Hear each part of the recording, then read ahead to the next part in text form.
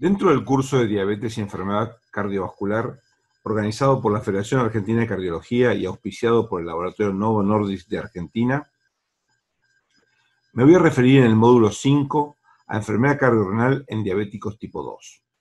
¿Cuáles son los desafíos para la prevención y la protección? Mi nombre es Carlos Castelaro, soy médico nefrólogo del Servicio de Nefrología del CEMIC, Centro de Educación Médica e Investigaciones Clínicas de la Ciudad Autónoma de Buenos Aires, y estos son mis conflictos de interés. Cuando discutimos diabetes, discutimos una situación médica de alta carga de enfermedad. La diabetes afecta tanto lo micro como lo macrovascular y básicamente son dos grandes los órganos afectados, los riñones y el corazón. 20 a 40% de los pacientes diabéticos desarrollan compromiso renal y de hecho la diabetes es la primera causa de ingreso a diálisis en la Argentina y en el mundo. Y entre un 15 a un 30% de los pacientes diabéticos desarrollan insuficiencia cardíaca. Estos órganos en realidad hay un diálogo, hay un crosstalk entre ambos órganos. De hecho, cuando tenemos un paciente diabético con insuficiencia cardíaca, el 50% de esos pacientes tienen o desarrollan insuficiencia renal crónica, y cuando tenemos un paciente diabético con insuficiencia renal crónica, el 50% de los pacientes de desarrollo tiene insuficiencia cardíaca. Si a esto nosotros le sumamos el compromiso vascular, el estado proaterogénico, trombótico y procoagulante que genera la diabetes sobre la pared del vaso, tenemos y explicamos la alta mortalidad y morbilidad que tiene la enfermedad. De hecho, el paciente diabético tiene el doble de mortalidad global y cardiovascular que el paciente no diabético. Si nosotros ubicamos en el gráfico de la derecha, en esta primera barra, en pacientes diabéticos sin enfermedad renal crónica, ya ahí se ve que los pacientes diabéticos sin enfermedad renal crónica tienen el doble de mortalidad que la referencia en línea de puntos que los pacientes no diabéticos. Pero cuando a estos pacientes le agregamos algún grado de compromiso de la función renal, la mortalidad aumenta dramáticamente. Y esto no es simplemente la foto del registro del NANES publicado en 2013. Esto la verdad que es un continuo que venimos viendo y que lamentablemente no para de incrementarse. Cuando analizamos la tendencia de mortalidad global en 23 años, de 1990 a 2013, fíjense ustedes que la enfermedad renal diabética es la tercera causa de tendencia de mortalidad global, por debajo solamente del HIV y del cáncer de hígado. Mientras que otras patologías graves, como la enfermedad pulmonar obstructiva crónica, la enfermedad cardiovascular, el cáncer o la cirrosis hepática, están en vías de ser controladas o por lo menos hay mejoría en el manejo. ¿Por qué pasa esto? Básicamente por la multifactoriedad de las causas que generan esto y por una serie de complicaciones asociadas o comorbilidades responsables del desarrollo de la nefropatía diabética. ¿De qué mueren estos pacientes? ¿Cuál es la causa de esta tendencia a mortalidad? Básicamente de enfermedades cardiovasculares. Cuando uno habla de enfermedades cardiovasculares habla de muchos tipos, habla de cardiopatía isquémica, pero también habla de fallo cardíaco y de insuficiencia cardíaca. Como hablábamos recién, 50% de una cosa genera el 50% de la otra. Esto fue muy bien descrito en esta relación de ambos órganos por el doctor Claudio Ronco en el artículo publicado en JACC en 2008, cuando hablaba y describió, digamos, nomencló los distintos síndromes cardiorrenales. En el caso del fallo renal crónica por diabetes, sería un tipo 4, donde cualquier enfermedad renal crónica o por enfermedad renal progresiva, en este caso diabetes, produce un deterioro progresivo de la función renal. Este deterioro progresivo llega a un punto en donde la falla renal es lo suficientemente crítica para que se produzca una serie de cambios en el cuerpo responsables del daño. Entonces, un riñón que está con un filtrado de bajo 60 es responsable o es corresponsable de que haya mal manejo de agua y sal, hay sobrecarga de volumen. Todos los factores inflamatorios generados a partir de ese mal funcionamiento renal son responsables del remodelado y la rigidez de las arterias, y ese mal manejo del funcionamiento renal también tiene efecto tóxico, esas mismas toxinas responsables del daño arterial también lo son del daño miocárdico. Si a esto le agregamos que estos pacientes tienen sobrecalentados los sistemas renina, angiotensina, aldosterona, el sistema nervioso autónomo, y le agregamos que generalmente comparten comorbilidades, sobrepeso, obesidad, hipertensión y dislipemia, tenemos un clúster, un conjunto de situaciones responsables del daño cardíaco. Estos pacientes aumentan la precarga, estos pacientes tienen aumentada la poscarga por rigidez arterial, y esto los lleva a una disfunción inicialmente diastólica y posteriormente sistólica, responsable de la disfunción del órgano y obviamente de la inestabilidad y el desarrollo de arritmias fatales. La caída del gasto cardíaco, aparte de la generada por la disfunción renal, generada por la propia enfermedad, es responsable de una caída suficiente del gasto cardíaco que lo único que hace es perpetuar el daño renal. Entonces, si bien desde lo nefrológico arrancamos con un síndrome cardiorrenal descrito por Ronco como de tipo 4, en el correr de la evolución, una vez que se logra disfunción cardíaca, transformamos un tipo 4 en un tipo 2 y en definitiva es un sinfín que lo único que hace es ser responsable de la mayor morbimortalidad que tienen estos pacientes.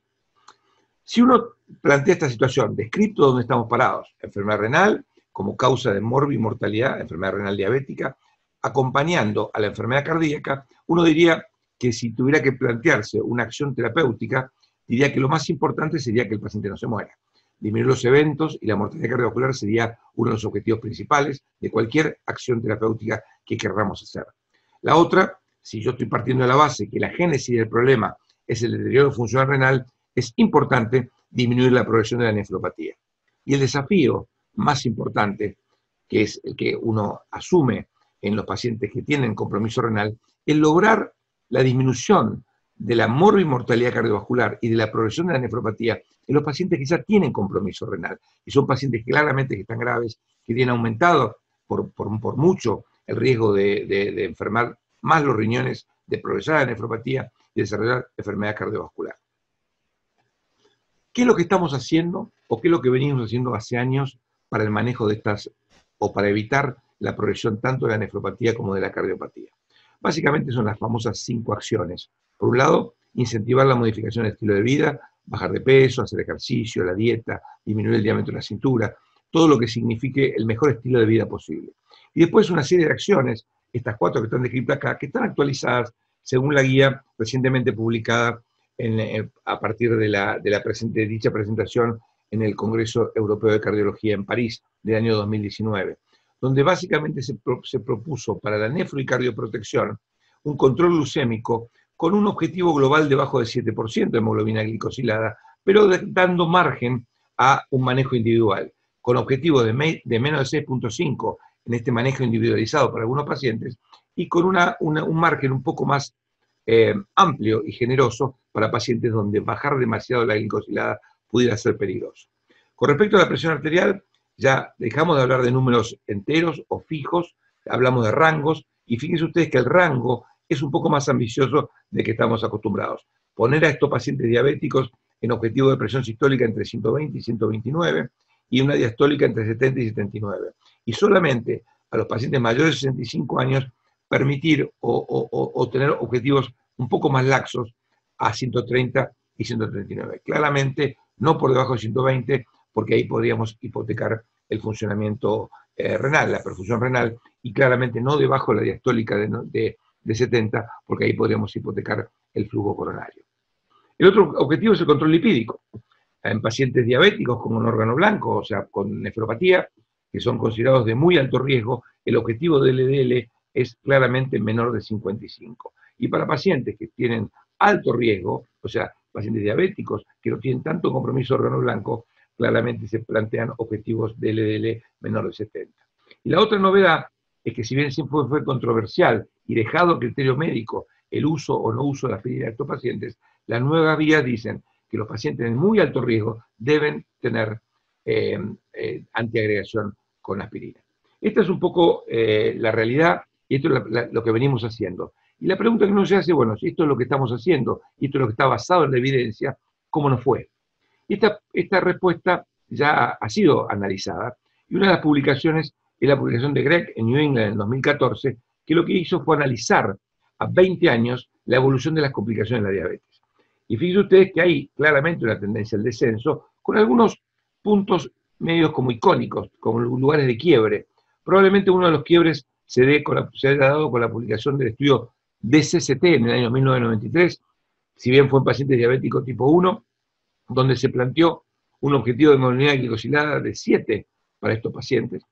Y probablemente el otro icono haya sido la publicación de Luca PDS, que planteó también objetivos de glucemia de glicosilada de 7, pero también planteó objetivos de presión arterial.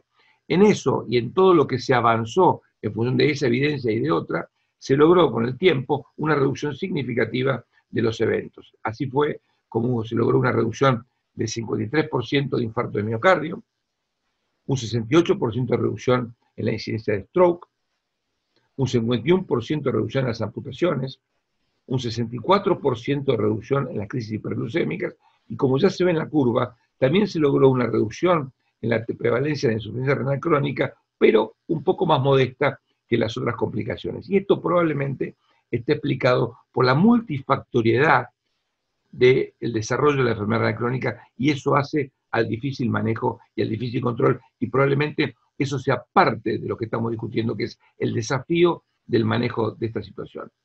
¿Qué pasó después del 2010? El doctor Gregg hizo de vuelta la publicación del seguimiento, que lo publicó el año pasado en JAMA, y lo que se ve lamentablemente, que a partir del 2010 los éxitos conseguidos se fueron diluyendo. Para la población que a nosotros nos interesa, entre los 18 y los 65 años aproximadamente, todos los logros conseguidos en los 20 años anteriores se estabilizaron o inclusive revirtieron. La pregunta es ¿por qué? Los autores obviamente aventuran, si bien esto es absolutamente descriptivo, aventuran algunas hipótesis, y lo que ellos plantean es que esto tiene que ver mucho con el aumento de la prevalencia de la obesidad, lo que hablábamos recién, la multifactoriedad y las comorbilidades como causas de perpetuación de las complicaciones, no solamente la glucemia o la diabetes. Esto implica un aumento del ratio entre la diabetes 2 y la diabetes 1, y probablemente, y ahí tenemos que ver los médicos, en el fracaso en la medida de prevención, sobre todo en lo que es adultos jóvenes. Probablemente nuestro tipo de consulta esté privándonos de mayor tiempo y mayor dedicación a incentivar la medida de prevención.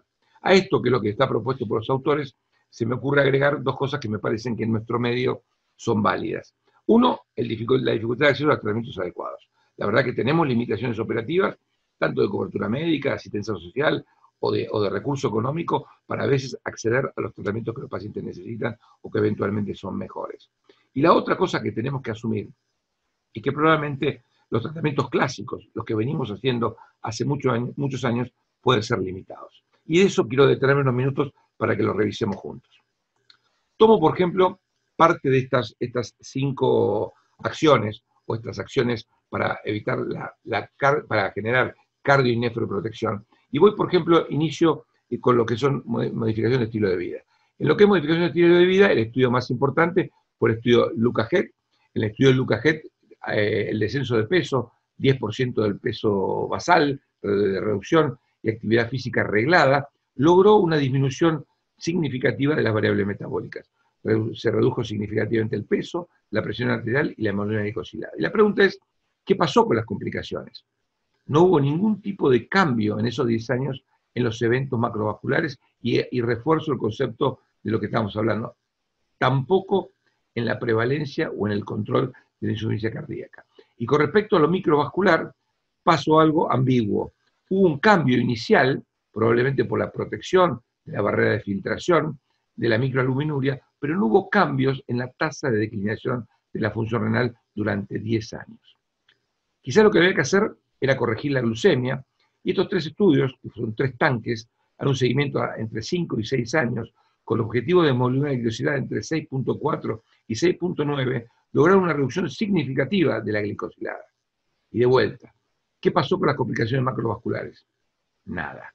Ni tampoco en lo que nos interesa, que es la insuficiencia cardíaca. E inclusive, en el estudio ACCORD se vio que esos objetivos de hemoglobina glicosilada inclusive aumentaban la mortalidad. Con lo microvascular pasó exactamente lo mismo. Se logró una disminución de la proteinuria, de la microalbuminuria, pero no hubo cambio en ese periodo de observación de 5, 6 años y medio, no se logró una disminución de la tasa de progresión o del deterioro de la función renal. Lo bueno que tuvimos con estos 3 estudios, que tuvieron seguimiento.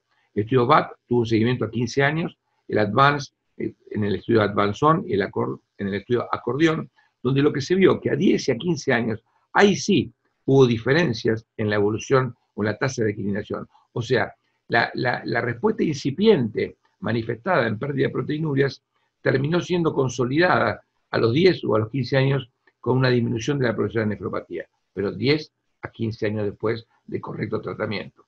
Y los eventos cardiovasculares, que la otra pata de la mesa, en este diálogo cruzado de órganos, no cambiaron. O sea que en 15 años logré una disminución de la progresión de la enfermedad renal, pero aún logrando esto, no cambiaron los eventos cardiovasculares.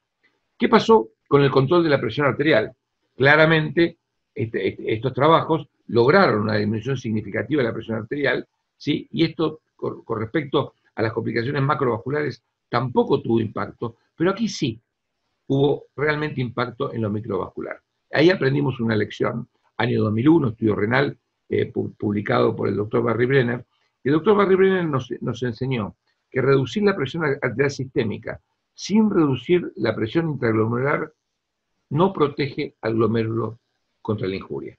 O sea, yo tengo que bajar la presión sistémica, pero también tengo que bajar la presión intraglomerular. Y él lo demostró usando el bloqueador del sistema renina-angiotensina, losartán, comparándola con un tratamiento que no implicaba bloqueo del sistema.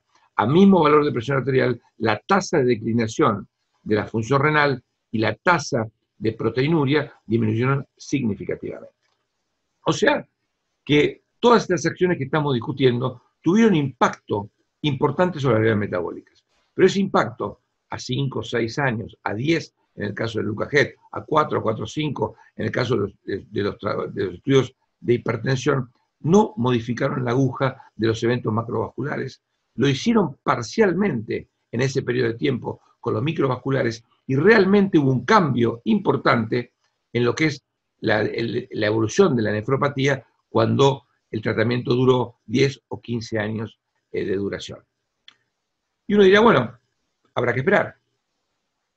Y esto es válido como concepto, pero en este tipo de pacientes no es tan válido. Cuando uno analiza el estudio UKPDS, los pacientes que tuvieron deterioro de la función renal, en cualquiera de sus formas, seguidos a 10 años, a los 10 años solamente estaban vivos el 8%.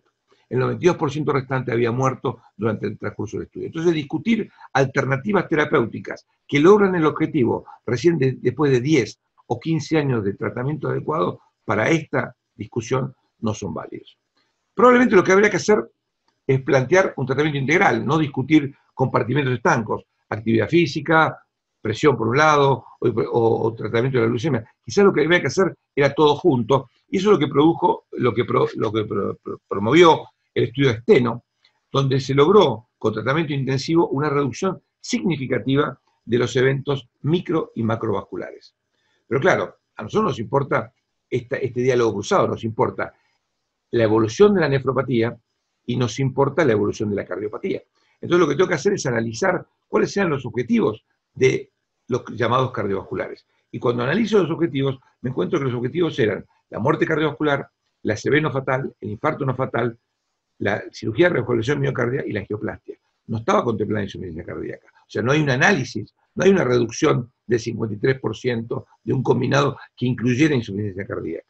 Y con respecto a la nefropatía, pasó exactamente lo mismo. Hay una reducción del 61% de la complicación microvascular definida como nefropatía. ¿Pero qué era eso? La proteinuria. No había ninguna evidencia de disminución de la progresión del deterioro de la función renal durante el estudio. ¿Pero qué pasó con el riñón y qué pasó con el corazón? El estudio Steno no lo contestó, pero investigadores siguieron a los pacientes del Steno y fueron publicados. Oelgar, el noruego, hizo una revisión, el seguimiento de los pacientes del Steno a 20 años, y fíjense ustedes que a 20 años realmente se logró una disminución significativa de la evolución del deterioro funcional renal y una disminución significativa de los pacientes que llegaban a insuficiencia renal crónica o muerte de causa renal. A 20 años. Hablamos que a 20 años probablemente sean muy pocos los pacientes que llegan vivos. Y uno dirá, bueno, ¿y qué pasó durante el Steno? Durante el Steno no pasó nada. Durante los 8 años que duró el Steno no hubo cambios en la declinación de la función renal. Y un pequeño comentario con respecto a la declinación. Es cierto que la diferencia es significativa, pero también es cierto que un tratamiento intensivo logró una disminución de 3.1 mililitros minutos por año. La declinación normal de un paciente no diabético arriba de los 45 años es entre 0,7, 0,9 o 1 mililitro minuto por año. O sea que en el mejor de los casos, en un paciente diabético adecuadamente tratada, la tasa de declinación fue 3 veces mayor que la esperable para un paciente que no tiene diabetes. ¿Qué pasó con el corazón, con la insuficiencia cardíaca? Oelgar hizo el mismo análisis y lo publicó en Diabetología en el año 2018. Y pasó lo mismo. A 20 años, claramente un cambio importante en la evolución de la insuficiencia cardíaca, pero ese cambio fue muy poco significativo durante los primeros 8 años, que fue la duración del estudio externo. Pero esto hay que resolverlo, digamos, esto de una manera uno tiene como un objetivo mejorar la nefroprotección, así que había que probar, o hay que probar otras alternativas, porque yo tengo que tratar de declinar. Hasta hoy lo que tengo, la única evidencia que tengo en los tiempos de evolución, 5, 6, 10 años de los estudios realizados, es que cuando yo doy bloqueo del sistema, logro una disminución de la progresión de la nefropatía. Simplemente para aclarar este cuadro, digo que un paciente diabético, fuera de objetivos, con presión arterial fuera de objetivos, mal controlado, tiene una tasa de declinación de la función de riñón aproximadamente de 5 mililitros minuto por año. O sea que un paciente diabético que inicie una nefropatía probablemente esté en diálisis a los 20 años de haber empezado. Esta es un poco más o menos la realidad del paciente. Muy lejos de este 0,7, 0,8 o 0,9 de declinación de un paciente normal. Cuando yo bloqueo el sistema, cuando yo vasodilato la arteriola aferente y bajo la presión glomerular, claramente logro una disminución de la tasa de declinación de la función renal. Y esto es significativo, pero me sigue quedando un enorme riesgo residual. Y esto claramente es el desafío. Y como el desafío existe y sigue estando, se sigue investigando en tratamientos y en drogas que puedan minimizar o achicar ese riesgo residual. Y estos son algunos de los intentos que la verdad han sido todos infructuosos, como son el uso de Aposentan como antagonista de endotelina. En realidad el trabajo fue suspendido, el estudio fue suspendido antes de tiempo por las complicaciones y los efectos adversos, básicamente insuficiencia cardíaca. El doble bloqueo, y ya sabemos todos lo que pasó con el doble bloqueo. El uso de bordaxolona es un antiinflamatorio renal, pero claramente de alguna manera genera algún tipo de complicación, como es el desarrollo de proteinuria, que lo hacen una opción no viable. Sabemos y hemos tenido la experiencia con el alisquiren, que fue retirado prácticamente del mercado, y otras alternativas que están fuera de, o que no demostraron eficacia en ese objetivo de la nefroprotección. Se abrió una pequeña luz al final del túnel con el estudio SONAR, presentado en abril de 2019, con otro inhibidor antagonista de endotelina, como la atrasentan, que mostró en el tiempo de evolución del trial, en 42 meses, mostró una diferencia significativa en la curva de progresión de la nefropatía. Esto es cierto, la diferencia es significativa, pero si bien los pacientes no tuvieron las complicaciones que se evidenciaron con el Aposentan, que fue terminado antes, estos pacientes no tuvieron insuficiencia cardíaca clínica, pero sí tuvieron aumento significativo del ProBNP. Con lo cual digo, desde un punto, la protección renal, pero, digamos, por ahí no gratuita. Donde probablemente podamos apostar a tener algún tipo de novedades interesantes es con los nuevos antagonistas del receptor mineralocorticoides, como es la finerenona. Es un antagonista del receptor mineralocorticoide, digamos, no esteroideo. Esto hace que sea más selectivo para los receptores, tenga mayor adhesión y probablemente la acción sea más importante. Y los efectos beneficiosos ya evidenciados por los antagonistas del receptor mineralocorticoide puedan ser potenciados e inclusive aumentados.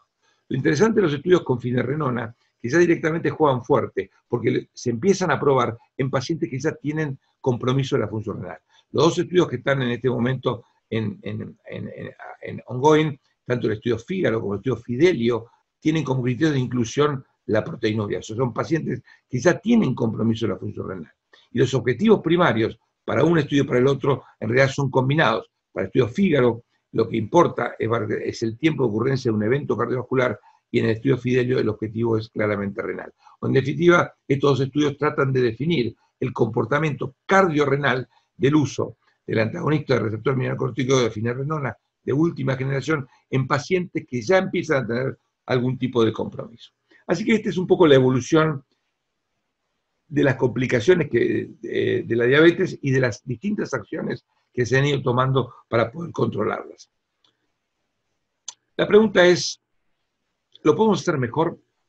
Y la pregunta es, este nicho de diferencia, este gap llamado riesgo residual, ¿puede ser cubierto por las nuevas drogas antidiabéticas? ¿Las nuevas drogas antidiabéticas tienen impacto? ¿Pueden combatir ese desafío planteado de la protección cardiorrenal? La respuesta ya fue dada y en el consenso de la Sociedad Europea de Diabetes y la Sociedad Americana de Diabetes presentado en Berlín en el año 2018, claramente quedó estipulado que los pacientes que cambiaron de estilo de vida, que están con metformina y su hemoglobina glicosilada está fuera de objetivos, la primera pregunta que uno debe hacerse es si el paciente tiene enfermedad cardiovascular, si tiene insuficiencia cardíaca o si tiene enfermedad renal. Los pacientes con falla cardíaca o enfermedad renal crónica se van a ver claramente beneficiados con las glifosinas, con los inhibidores de SGLT2 o con los agonistas GLP-1. Obviamente esto está basado en una evidencia que ahora vamos a discutir y automáticamente enormes sociedades científicas como el Colegio Americano de Cardiología, como la Sociedad Europea de Cardiología y la Sociedad Europea de Nefrología se subieron y plantearon en sendos consensos la indicación de uso de estas drogas para pacientes que tenían compromiso cardiovascular y o renal. Las últimas guías, las guías presentadas, estas que les acabo de contar en la Sociedad Europea de Cardiología, plantean una presentación distinta del enfermo diabético y plantean que un enfermo diabético con compromiso de órgano blando, le hace retinopatía, le hace hipertrofia ventricular izquierda o deterioro de la función renal, es un paciente de muy alto riesgo. Y a un paciente de muy alto riesgo, ¿sí?, debe ser, si uno identifica a este paciente, debe ser inicialmente tratado con inhibidores de SGLT2 o con agonistas de GLP-1. ¿De dónde sale toda esta evidencia? Básicamente de 5 programas. Con glifosinas, con los inhibidores de SGLT2, el programa EMPA-REC del año 2015, el programa CANVAS del año 2017 y el programa DECLARE del año 2019.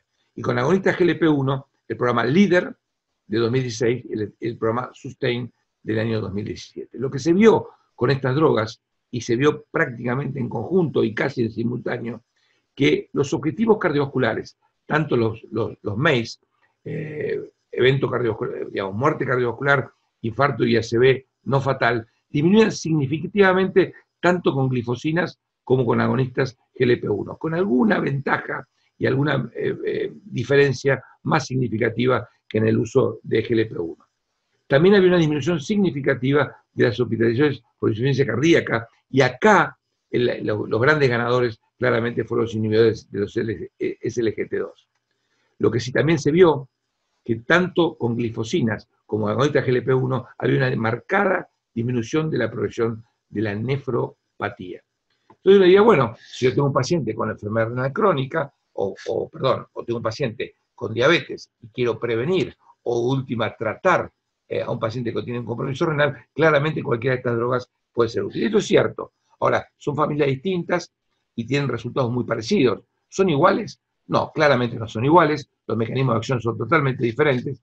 Y en el caso de las glifosinas, y estas son las evidencias mostradas en el EMPA-REC, la disminución de la progresión de la nefropatía fue significativa, 39% de reducción en la progresión de la nefropatía, pero lo interesante que si bien el punto compuesto tuvo una disminución del 39%, cuando uno desglosa ese punto compuesto, hay una disminución significativa de las distintas manifestaciones de nefropatía. Hay una disminución significativa en la proteinuria, hay una disminución significativa en la progresión del deterioro de la función renal expresado por duplicación de la creatinina, alcanzar insuficiencia renal crónica terminal o morir, o llegar a terapia de reemplazo o morir por un evento renal.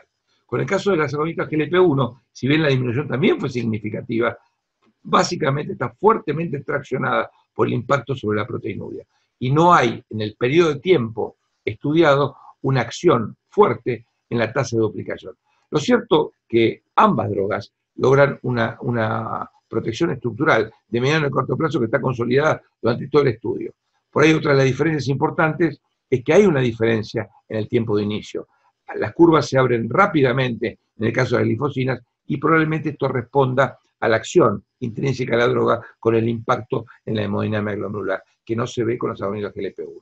Pero digamos, si yo quiero hacer nefroprotección, cualquiera de las dos familias lo hacen. Y de hecho, si vuelvo al gráfico que les planteé al principio, si este era mi problema, que era un paciente con enfermedad renal crónica, con una progresión, una tasa de deterioro que va rápido y que probablemente haga que el paciente requiera diálisis o trasplante antes de morirse, y yo tenía un desafío llamado riesgo residual, estas nuevas drogas ocupan un lugar muy interesante, que es una significativa reducción del riesgo residual. O sea que yo con esto resolví parte del problema, Porque, digo, bueno, estas drogas disminuyen la enfermedad cardiovascular en general y con alguna ventaja para hacer la enfermedad isquémica con los agonistas GLP-1, con una ventaja para el manejo de insuficiencia cardíaca para las glifosinas, y generalmente repartido un poco la nefroprotección con una leve ventaja en cuanto a tiempo de inicio de la acción para lo que es las glifosinas. Pero yo tenía 3 preguntas. O sea, con esto contesté las 2 primeras preguntas, o los 2 primeros desafíos. ¿Cuál es el tercer desafío? El tercer desafío es lograr la nefro y la cardioprotección en los pacientes que ya tienen compromiso, que ya tienen compromiso cardíaco o compromiso renal por diabetes. Y la pregunta es si estos trabajos alcanzan a contestar esa pregunta, si los 5 programas contestan esta pregunta. Y ahí para eso tenemos que analizar la población. Y cuando analizamos la población, vemos que los pacientes estudiados en estos programas eran pacientes que tenían una muy buena función renal. Todos tenían un filtrado de arriba. Por supuesto que había 10, 15, 20% de pacientes con filtrados más bajos, pero globalmente el promedio de filtrado estaba por encima de 60. Y la proteinuria no era muy significativa, era proteinuria realmente poco significativa. Tan poco impacto renal tenían que cuando analizamos los 34.000 pacientes de los 3 estudios, solamente 29 pacientes alcanzaron el punto duro, que es el llegar a diálisis. O sea, que no eran pacientes comprometidos desde el punto de vista renal en forma significativa. Entonces, mal uno puede decir que estas drogas o estos tratamientos son útiles a los pacientes que tienen compromiso renal avanzado de la función renal. Porque la verdad que eso no ha sido demostrado. O sea, se necesitó y se necesita trabajos que demuestren la eficacia de estas drogas en los pacientes que tienen ya compromiso avanzado. Y el trabajo llegó, fue el estudio Credence. El estudio Credence, la población del estudio Credence eran pacientes que tenían filtrado por debajo de 60, el promedio 56, o sea, pacientes con insuficiencia renal crónica, digamos, según definición, y con una proteinuria significativa, tenían proteinuria arriba de 500 y el promedio estaba alrededor de 1000. De hecho, el evento duro ya se daba en 178 pacientes, mucho más, o sea, en pacientes renalmente mucho más enfermos que los otros 3 estudios. Y ahí la pregunta es, el uso de glifosinas, en el caso de la canaglifosina, en estos pacientes que ya tienen nefropatía, ¿sí?, produce beneficios de cardioprotección y de nefroprotección. Esto es lo que había que demostrar. Y se demostró. Claramente, el agregado de canaglifosina on top de todos los tratamientos incluidos en pacientes con compromiso renal disminuyó significativamente los MACE, disminuyó significativamente las hospitalizaciones por insuficiencia cardíaca y disminuyó significativamente la progresión de la nefropatía. O sea que estamos ante drogas que claramente han demostrado una clara protección renal y cardiovascular en distintos escenarios, no solamente en escenarios de normofuncionamiento, sino también en escenarios de compromiso alterado. O sea que disminuir los eventos y la mortalidad cardiovascular está demostrado, y esto es mejor que lo que estábamos haciendo hasta ahora, porque estos tratamientos fueron instituidos arriba de lo clásico. Se logró una disminución de la progresión de la nefropatía, nefroprotección, también por encima de lo clásico, y quizás lo más importante, que es torcer el brazo de un desbarrancamiento de morbimortalidad o una potenciación de eventos en pacientes que ya están condenados a partir del compromiso previo. Aún en esos pacientes, el uso de estas drogas ha demostrado beneficios. Y uno, con estos resultados, se pone ambicioso y diría, bueno, logramos cosas importantes, o sea, realmente se achicó mucho el riesgo residual. Entonces la pregunta que uno, o el desafío para estos tratamientos es, ¿se podrá lograr la reversibilidad? ¿Se podrá generar un mecanismo antiinflamatorio, antifibrótico, que revierta el daño y que pueda volver un poquito para atrás? Esto, si bien obviamente siempre es un supuesto y uno quiere curar todo, no es algo que se haya inventado, sino que se fue demostrado a partir de este estudio. Fue presentado por Paola Fioretto en New England. Debió demostrado que los pacientes con nefropatía diabética y con un compromiso avanzado de la función renal, y fíjense ustedes todo el grado de compromiso de este glomérulo, una vez que se trasplantaron con el páncreas, se trasplantó el páncreas, el seguimiento posterior de ese riñón, con una biopsia a 5 años y biopsia a 10 años, demostró una clara mejoría en la histología. Así hay una reducción importante del compromiso renal simplemente por la corrección que implica un trasplante pancreático. Fíjense ustedes, la membrana basal glomerular, que está totalmente engrosada, enferma se redujo significativamente en el tiempo, y lo mismo que el mesangio, toda la etapa proliferativa también se redujo significativamente en el tiempo. O sea que hacer las cosas bien desde el punto de vista del manejo de un paciente diabético tiene implicancias claras en la regresión de la enfermedad. La pregunta es, ¿podemos lograr lo mismo sin llegar a un trasplante con las drogas nuevas que ha mostrado evidencias en cardio y en nefroprotección? No hay ninguna experiencia en humanos y la poca experiencia que hay es en animales, pero no dejan de ser interesantes. Estos ratones obesos, que básicamente tienen este fenotipo, hiperglucemia, de colesterol elevado, de triglicéridos y de proteinuria, no, quedaron como grupo control sin tratamiento, otros fueron tratados con leptina, otros con losartán, otros con empaglifosina y otros con la combinación de losartán con empaglifosina y seguidos a 2 años. Y lo que se vio, que claramente los tratados con empaglifosina y los tratados con losartán tuvieron una disminución importante de la expansión mesangial y claramente tenían un mejor glomérulo que los pacientes que estaban liberados a su suerte. Cuando se analizó con más profundidad las características de ese glomérulo, se vio que los pacientes que estaban tratados con empaglifosina y los tratados con losartán y empaglifosina tenían mucho más podocitos.